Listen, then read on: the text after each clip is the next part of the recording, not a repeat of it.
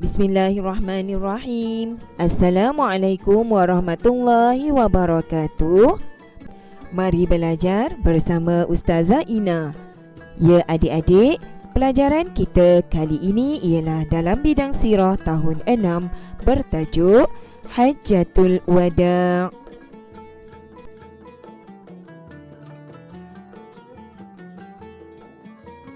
A'udzu billahi minasy syaithanir rajim. Bismillahirrahmanirrahim.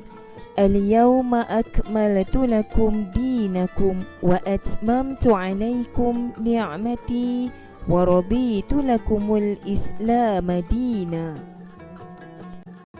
Pada hari ini aku telah sempurnakan bagi kamu agama kamu, dan aku telah cukupkan nikmatku kepada kamu, dan aku telah redha Islam itu menjadi agama untuk kamu. Surah Al-Ma'idah ayat ketiga. Ayat ketiga surah Al-Ma'idah yang dibacakan sebentar tadi merupakan surah yang diturunkan kepada Nabi Muhammad SAW ketika Nabi menunaikan Hajjatul Wada'.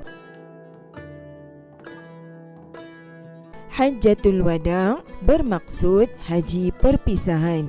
Ia merupakan ibadah haji yang terakhir bagi Rasulullah SAW sebelum baginda wafat.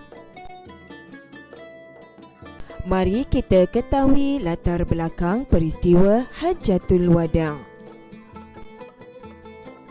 Nabi Muhammad SAW telah berada di Madinah selama 9 tahun, dan sepanjang baginda berada di sana, baginda tidak pernah mengerjakan haji.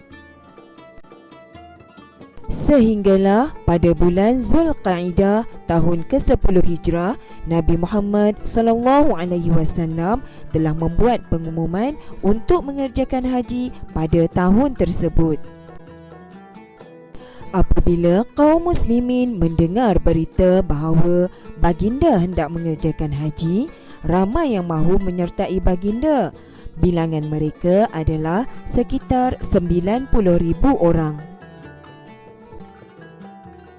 Nabi Muhammad SAW dan kaum muslimin berangkat ke Mekah pada 25 Zulqa'dah tahun ke-10 Hijrah. Adik-adik, mari kita lihat kronologi peristiwa Hajjatul Wada'.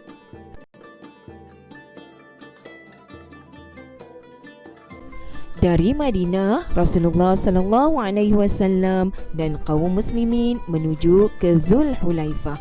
Mereka bermalam di sini, kemudian berihram. Nabi meneruskan perjalanan ke Zultuwa, dan setibanya di sini, baginda berhenti berehat dan bermalam.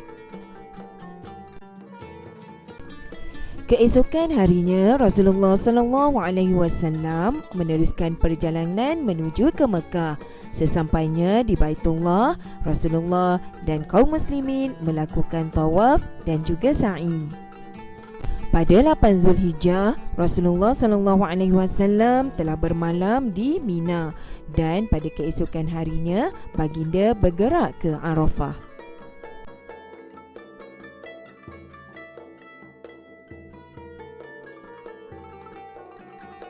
Ketika Rasulullah berada di Arafah, iaitu pada 9 Zulhijjah, baginda telah melakukan ibadah wukuf, kemudian telah menyampaikan khutbah terakhir di khalayak kaum muslimin. Dari Arafah, Rasulullah SAW bergerak menuju ke Muzdalifah, iaitu pada 10 Zulhijjah, dan bermalam di sini.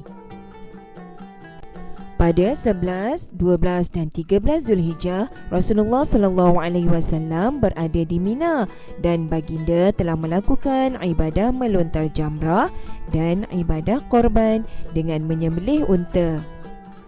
Setelah selesai, Nabi Muhammad SAW kembali semula ke Mekah dan melakukan tawaf. Kemudian baginda bertolak ke Madinah setelah menyelesaikan ibadah haji.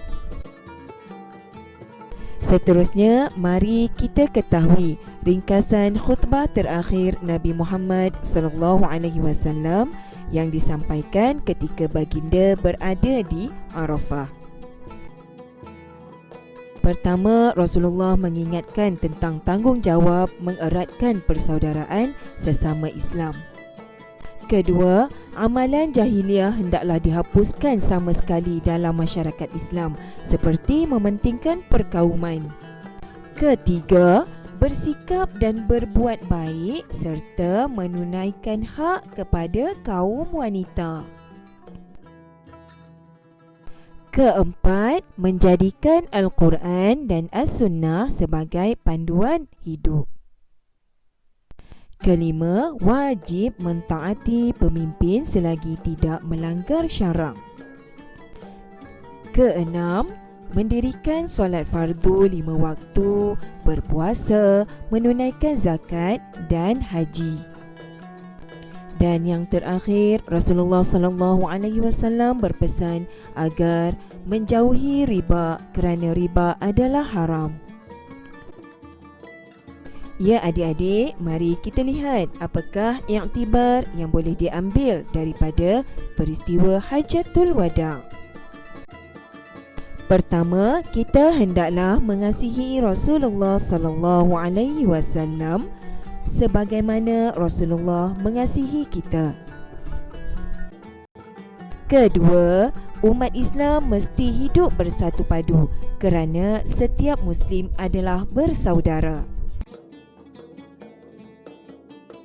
Ketiga, kita hendaklah bersungguh-sungguh menunaikan sesuatu ibadah sebagaimana yang ditunjukkan Nabi Muhammad SAW dan kaum muslimin. Mereka sanggup menempuh perjalanan yang jauh untuk menunaikan ibadah haji. Dan yang keempat, kita mestilah menjadikan Al-Quran dan As-Sunnah sebagai panduan hidup kita, mentaati perintah Allah dan Rasul serta meninggalkan larangannya.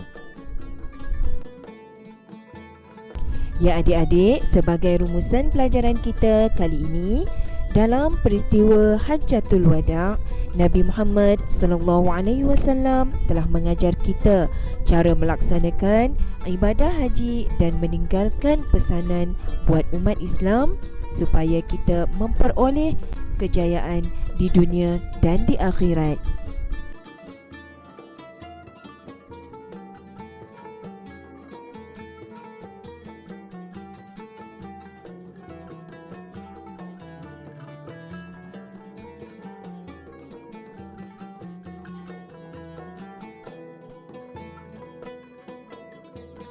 Ya adik-adik, sampai di sini dahulu pelajaran kita untuk kali ini. Ustazah harap adik-adik dapat memahami peristiwa Hajjatul Wada', seterusnya mengambil iktibar daripada peristiwa ini. Sekian, terima kasih. Assalamualaikum warahmatullahi wabarakatuh.